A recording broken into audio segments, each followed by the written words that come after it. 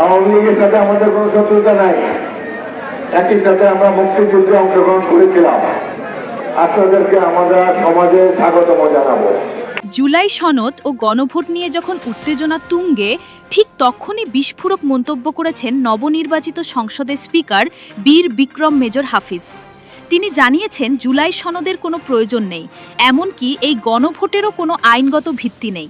বাংলাদেশ যতদিন থাকবে ঠিক সমপরিমাণ অধ্যাপক ইউনূস বাংলাদেশের মানুষের ঘৃণার মানুষ হিসেবে বিবেচিত হবেন। বঙ্গবন্ধুর বাড়ি ধ্বংসের ব্যাপারে তিনি যে কলঙ্কিত হয়েছেন, এটা হাজার বছর আর বুঝতে পারবেন। চারজন সাধারণ নারী পুরুষ রওনা হয়েছিলেন ধানমন্ডি 32 নম্বরের উদ্দেশ্যে, সেখানে ফুল দিতে যেতে, এবং তখন তাদেরকে পান্থপথ থেকে গ্রেফতার করা হয়। আর এই সরকার, বিএনপি সরকারও তখন তাদের বিরুদ্ধে আগে করা, ইউনূস সরকারের আমলে করা একটা সন্ত্রাস বিরোধী মামলা দিয়ে দেয়। এই যে নিষেধাজ্ঞা অবৈধ ইউনূস সরকার আওয়ামী লীগের ওপর আরোপ করেছিল, সেই নিষেধাজ্ঞাকে গুরুত্বের সঙ্গে নেওয়া যাবে না, কারণ আওয়ামী লীগ এই নিষেধাজ্ঞাকে বৈধ বা আইনি বলে মনেই করে না। আজ মাসুদ চৌধুরী গ্রেপ্তার হলেও যদি তার চেয়ে বড় কুশীলবরা যেমন মতিন, ইকবাল করিম ভুইয়া, জাহাঙ্গীর আলম চৌধুরী এবং সর্বোপরি ডক্টর মোহাম্মদ ইউনূস বিচারের বাইরে থাকেন, তবে এই গ্রেপ্তার কেবল একটি প্রতিশোধমূলক রাজনৈতিক খেলায় পরিণত হবে। আসল প্রশ্ন হলো, বাংলাদেশ কি কখনোই এই রাজনৈতিক প্রতিহিংসার চক্র থেকে বেরোতে পারবে? আসসালামু আলাইকুম দর্শক, সিগন্যাল বিডি চ্যানেলের নতুন একটি গুরুত্বপূর্ণ নিউজ ভিডিও নিয়ে আপনাদের মাঝে হাজির হলাম। প্রিয় দর্শক, বাংলাদেশের বর্তমান রাজনৈতিক প্রেক্ষাপট জানতে যারা এই ভিডিওটিতে ক্লিক করেছেন তাদের সবাইকে বলবো আপনারা ধৈর্য সহকারে পুরো ভিডিওটি দেখতে থাকুন, কারণ এই ভিডিওটিতে এমন কিছু তথ্য শেয়ার করা হয়েছে যা জানলে আপনারা অবাক হবেন। প্রিয় দর্শক, ইতিমধ্যে আপনারা অনেকগুলো ভিডিওর অংশ বিশেষ দেখে নিয়েছেন এবং আশা করি দেখেই বুঝতে পেরেছেন আজকের ভিডিওটি কতটি গুরুত্বপূর্ণ এবং আকর্ষণীয় হতে চলেছে। এখনো যারা আমাদের চ্যানেলটি সাবস্ক্রাইব করেননি তাদের সবাইকে বলবো ভিডিওটি দেখার আগে আমাদের চ্যানেলটি সাবস্ক্রাইব করে পাশে থাকা বেল আইকনটি অন করে দিবেন। আর যারা ইতিমধ্যে সাবস্ক্রাইব করেছেন তাদেরকে অসংখ্য ধন্যবাদ। আর হ্যাঁ, কে কোথা থেকে ভিডিওটি দেখছেন অবশ্যই কমেন্ট বক্সে জানিয়ে যাবেন। তো প্রিয় দর্শক, চলুন আর কথা বাড়াবো না, একটি লাইক দিয়ে মূল ভিডিওতে যাওয়া যাক। দেশের রাজনীতিতে ফিরতে মরিয়া আওয়ামী লীগ 26 মার্চকে টার্গেট করে সাজাতে চায় মাস্টার প্ল্যান। আওয়ামী লীগের সাথে আমাদের কোনো শত্রুতা নাই, একই সাথে আমরা মুক্তিযুদ্ধে অংশগ্রহণ করেছিলাম। আপনাদেরকে আমরা সমাজে স্বাগতম জানাবো। জুলাই সনদ দেশের জনগণের প্রয়োজন নাই। জুলাই সনদের প্রয়োজন নেই, ঐক্যমত কমিশন জোর করে সনদে ঢুকিয়ে দিয়েছে দাবি করে বিএনপির স্থায়ী কমিটির সদস্য আরো বলেন, নির্বাচনের স্বার্থে অনিচ্ছার সত্ত্বেও বিএনপি অনেক কিছু মেনে নিয়েছে। আওয়ামী লীগ আজকেও কালকেও 50 বছর পরে হলেও ক্ষমতায় আসবে। জুলাই সনদ ও গণভোট নিয়ে যখন উত্তেজনা তুঙ্গে, ঠিক তখনই বিস্ফোরক মন্তব্য করেছেন নবনির্বাচিত সংসদের স্পিকার বীর বিক্রম মেজর হাফিজ। তিনি জানিয়েছেন জুলাই সনদের কোনো প্রয়োজন নেই, এমনকি এই গণভোটেরও কোনো আইনগত ভিত্তি নেই। সনদের কোনো প্রয়োজন নাই, প্রয়োজন একটি প্রতিনিধিত্বশীল জাতীয় সংসদ। এই গণভোটের কোনো আইনগত ভিত্তি নেই, এটি সম্পূর্ণভাবে একটি গোষ্ঠী জনগণের উপর চাপিয়ে দিয়েছে।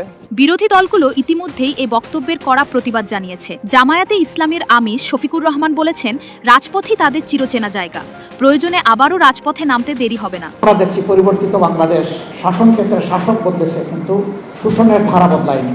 কিন্তু এটা নিয়ে যে কোনো ধরনের কালবহনা আমরা মানব না। যদি সংসদে তার সমাধান হয় আলহামদুলিল্লাহ, না হয় এই রাজপথ আমাদের পরিচিত। আমরা প্রথমে এই রাজপথ চাই না। অন্যদিকে বঙ্গবন্ধু ও আওয়ামী লীগের ভবিষ্যৎ নিয়ে কড়া হুঁশিয়ারি দিয়েছেন বঙ্গবীর কাদের সিদ্দিকী। এমনকি ধানমন্ডি 32 নম্বর ভাঙার ঘটনা নিয়েও ইউনূস সরকারের সমালোচনা করেছেন তিনি। মুক্তিযোদ্ধাদের ছোট করার চেষ্টা করা হয়েছে। বাংলাদেশ যতদিন থাকবে ঠিক সমপরিমাণ অধ্যাপক ইউনূস বাংলাদেশের মানুষের ঘৃণার মানুষ হিসেবে বিবেচিত হবেন। অধ্যাপক ইউনূসের শুধু এনজিও করা ছাড়া, সুদের ব্যবসা করা ছাড়া আর কোনো মূল্যায়ন করা যায়, এটা আমার কাছে এখন খুব বিস্ময় লাগে। বঙ্গবন্ধুর বাড়ি ধ্বংসের ব্যাপারে তিনি যে কলঙ্কিত হয়েছেন, এটা হাজার বছর আর বুঝতে পারবেন না। আইনমন্ত্রী ও স্বরাষ্ট্রমন্ত্রী জানিয়েছেন, সবার আগে সংবিধান, তাই সংবিধান অক্ষুণ্ণ রেখেই জুলাই সনদ বাস্তবায়নের পথে এগোবে বিএনপি। আমরা দুইটাকেই সমন্বয় করে এগিয়ে যেতে চাই, সংবিধান এবং জন আকাঙ্ক্ষা দুইটাকে সমন্বয় করে। সংবিধান অবশ্যই সবার থেকে এগিয়ে থাকে। সাংবিধানিকতা এবং জুলাই জাতীয় সনদ দুটোই আমরা বিবেচনায় নিয়েছি। সব মিলিয়ে রাজনৈতিক অঙ্গনে তৈরি হয়েছে নতুন উত্তেজনা ও অনিশ্চয়তা।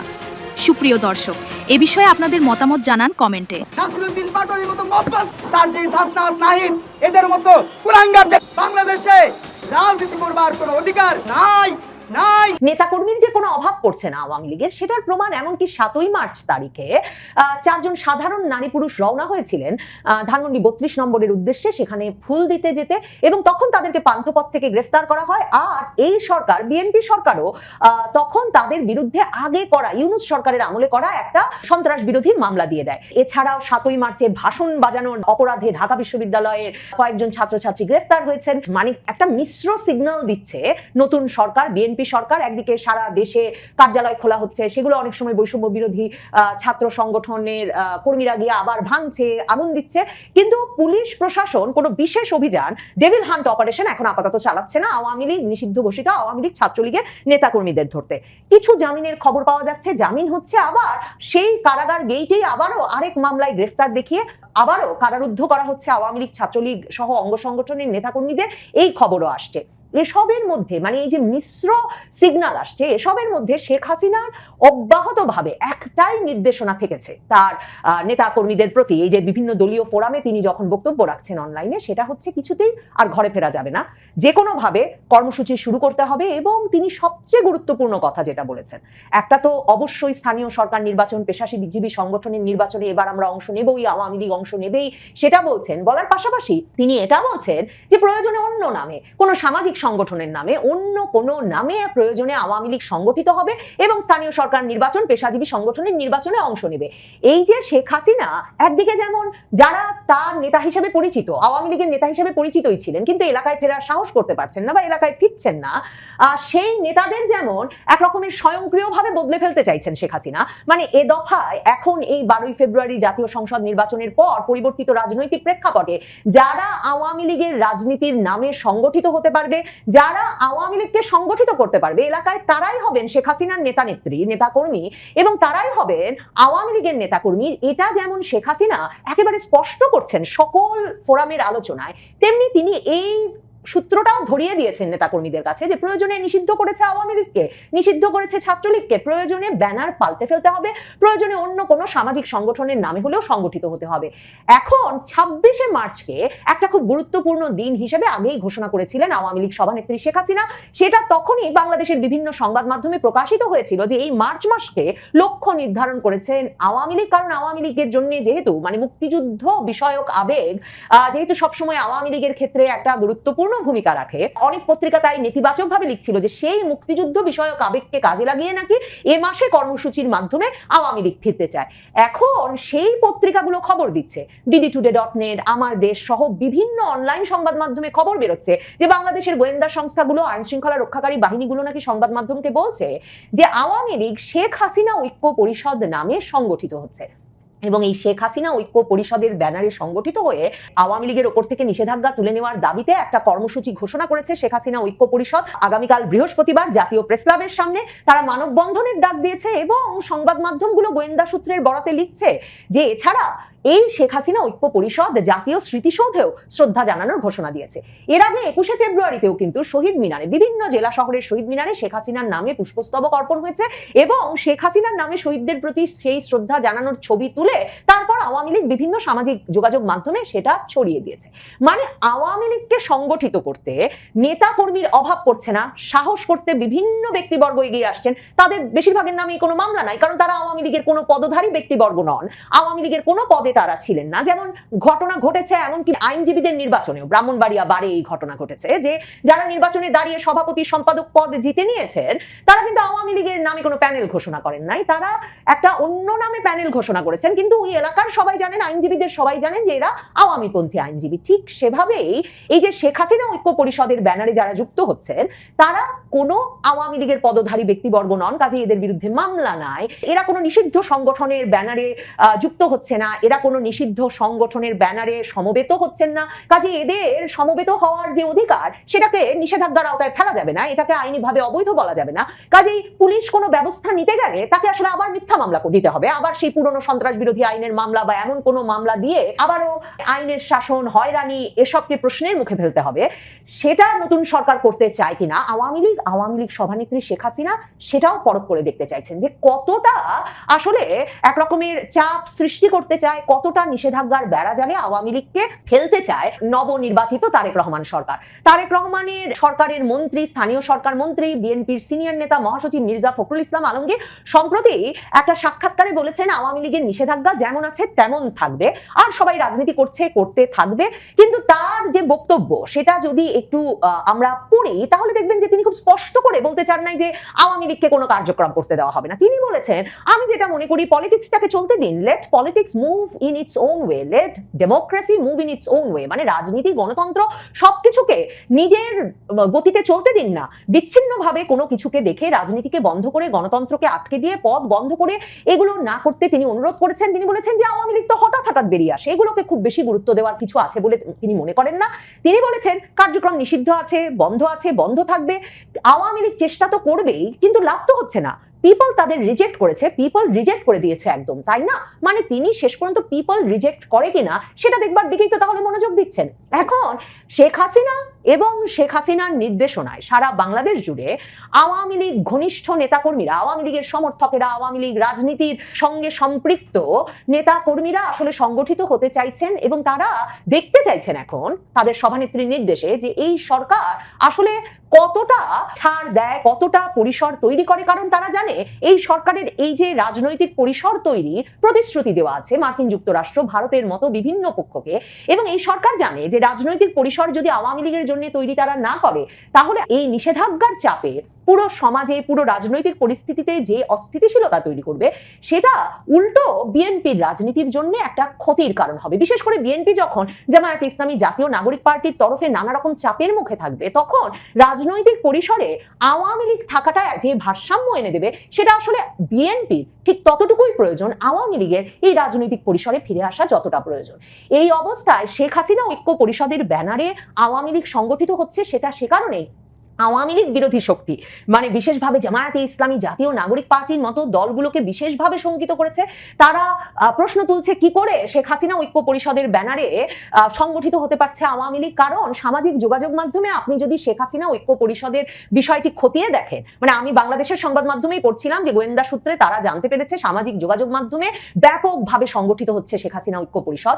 বিস্মিত হয়ে দেখবেন এই শেখ হাসিনা ঐক্য পরিষদের প্যাডে রীতিমতো কমিটির পর কমিটি ঘোষিত হচ্ছে সারা বাংলাদেশ জুড়ে, এবং যারা কমিটির নেতা নির্বাচিত হচ্ছেন তারা রীতিমতো নিজেদের ছবি, নাম, পরিচয় দিয়ে শেখ হাসিনাকে ধন্যবাদ জানিয়ে ঘোষণা করছেন যে আওয়ামী লীগ সভানেত্রী শেখ হাসিনা, সাবেক প্রধানমন্ত্রী শেখ হাসিনার প্রতি তারা বিশেষভাবে কৃতজ্ঞ যে দলের এমন সংকটময় মুহূর্তে শেখ হাসিনা ঐক্য পরিষদের এমন একটি উচ্চ পদ তিনি তাদেরকে দিয়েছেন।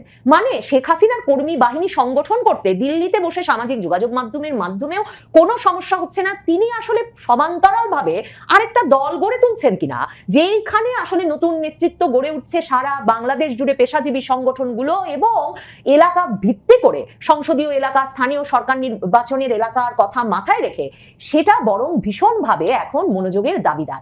বাংলাদেশের রাজনীতি যে প্রতিশোধের আর কেবলই প্রতিশোধের তা নতুন করে বোঝার কিছু নেই। 2007 সালের 11ই জানুয়ারি একটি সেনা সমর্থিত সরকার গঠিত হয়, যাকে সকলেই 1-11 সরকার বলে উল্লেখ করে। সেই সরকার কেন গঠিত হয়েছিল তা যেমন আমরা জানি, তেমনি সেই সরকার আসলে রাজনীতিবিদদের কিভাবে নির্যাতন করেছিল তাও এখন আর অজানা নয়। দীর্ঘ 19 বছর পর সেই সরকারের একজন সেনা কর্মকর্তাকে গ্রেপ্তার করা হয়েছে, যদিও অন্য মামলায়। তবুও মানুষ জোরে সোরে বলছে যে 1-11 সময় বর্তমান প্রধানমন্ত্রী তারেক রহমানকে নির্যাতনের কারণেই জেনারেল মাসুদ উদ্দিন চৌধুরীকে আটক করা হয়েছে। জেনারেল মাসুদ উদ্দিন চৌধুরী সম্পর্কে তারেক রহমানের খালু অথবা মামা। তাকে গ্রেপ্তারের কারণ কোনটা সঠিক সেটা বলে দেওয়ার দরকার নেই, কিন্তু 1-11 সরকার থেকে শুরু করে 2024 সালের জুলাই সন্ত্রাসের সরকার, এই দুটি অরাজনৈতিক সরকারের পেছনেও যে ব্যক্তির নোংরা হাত সবচেয়ে বেশি কাজ করেছে তার নাম তো ডক্টর মোহাম্মদ ইউনূস, তাই না? ডক্টর মোহাম্মদ ইউনূসের মাথা থেকে এসেছিল রাজনীতিবিদদের মাইনাস করে সুশীলদের সরকার গঠন করা। তারেক রহমানকে নির্যাতন করে মুচলেকা দিয়ে দেশ ছাড়া করার বিষয়টি ইউনূস জানতেন না, তা কি পাগলেও বিশ্বাস করবে না? তাহলে আজকে ইউনূসকে ভিভিআইপি মর্যাদা দিয়ে, এসএসএফ এর নিরাপত্তা প্রোটোকল দিয়ে ডিফ্যাক্টো প্রধান প্রধানমন্ত্রী হিসেবে কাজ করতে দেওয়া হচ্ছে আর জেনারেল মাসুদ উদ্দিন চৌধুরীকে আটক করা হচ্ছে, বিষয়টি নিঃসন্দেহে আলোচনার দাবি রাখে, তাই না? চলুন আলোচনা তবে করা যাক। 2007 সালের 11ই জানুয়ারি বাংলাদেশে যে রাজনৈতিক ভূমিকম্পটি ঘটেছিল তার পেছনে সরাসরি সংঘাতের কারণ ছিল তত্ত্বাবধায়ক সরকার ব্যবস্থাকে কেন্দ্র করে বিএনপি জামায়াত জোটের একগুঁয়ে অবস্থান। সংবিধান সংশোধন করে প্রধান বিচারপতি কে এম হাসানের চাকরির মেয়াদ বাড়ানো বা বয়স বাড়ানো, 28শে অক্টোবরের রক্তাক্ত সংঘাত এবং প্রেসিডেন্ট ইয়াজউদ্দিন আহমদের অসাংবিধানিকভাবে নিজেকে তত্ত্বাবধায়ক সরকার প্রধান ঘোষণা করা, এসব ঘটনার ধারাবাহিকতায় দেশ যখন সম্পূর্ণ অস্থিরতার দিকে ধাবিত হচ্ছিল তখন সেনাবাহিনী হস্তক্ষেপ করে ফখরুদ্দিন আহমেদ মইনু আহমেদের নেতৃত্বে একটি সেনা সমর্থিত সরকার প্রতিষ্ঠা করে। এই সরকার শুরুতে জনগণের একটি বড় অংশের সমর্থন পেয়েছিল, কারণ তখনকার রাজনৈতিক ধ্বংসযজ্ঞ থেকে মুক্তি চেয়েছিল মানুষ। কিন্তু ধীরে ধীরে এই সরকার -2 ফর্মুলা, রাজনীতিবিদদের বিরুদ্ধে কঠোর অভিযান এবং শেষ পর্যন্ত তারেক রহমানের উপর নির্মম নির্যাতনের ঘটনা প্রকাশিত হতে থাকে। জেনারেল মাসুদ উদ্দিন চৌধুরী ছিলেন সেই সময়ের জাতীয় সমন্বয় কমিটির প্রধান সমন্বয়কারী, যার নেতৃত্বে গঠিত টাস্ক ফোর্সগুলো রাজনৈতিক নেতাকর্মী এবং সরকারি কর্মকর্তাদের বাড়ি অফিসে সাঁড়াশি অভিযান চালাতো, ব্যবসায়ীদের কাছ থেকে টাকা নিত। তারেক রহমানকে নির্যাতনের অভিযোগে মাসুদ চৌধুরীকে আটক করা হয়েছে। কিন্তু প্রশ্ন হলো, এই নির্যাতনের নির্দেশ বা অনুমোদন কি শুধু মাসুদের একার ছিল, নাকি তার চেয়ে ঊর্ধ্বতন কর্তৃপক্ষের সম্মতিও ছিল তাতে? আর এই ঊর্ধ্বতন কর্তৃপক্ষ কারা তা তো একটু আগেই বলেছি, আবারও বলছি। ঠিক আছে, জেনারেল মাসুদ উদ্দিন চৌধুরীকে গ্রেফতার করলেন, বুঝলাম তিনি তারেক রহমানকে নির্যাতন করেছিলেন, কিন্তু তখনকার টাস্ক ফোর্সের প্রধান জেনারেল মতিনের অনুমোদন তাতে ছিল না। জেনারেল অবসরপ্রাপ্ত এম এ মতিন ছিলেন ফখরুদ্দিন সরকারের যোগাযোগ উপদেষ্টা এবং জাতীয় সমন্বয় কমিটির চেয়ারম্যান। টাস্ক ফোর্সগুলোর সব অভিযানই তার দপ্তর থেকে সমন্বয় হতো।